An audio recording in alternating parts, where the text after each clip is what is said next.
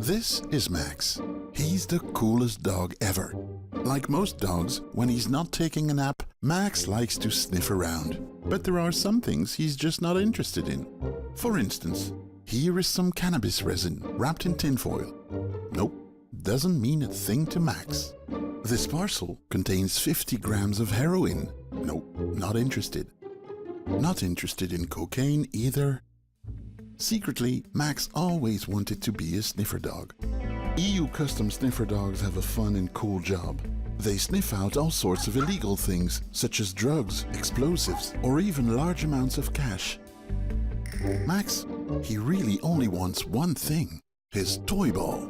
That will really get him going. As for becoming a sniffer dog, well, let's just say it's better if he leaves his more talented friends to do the customs work.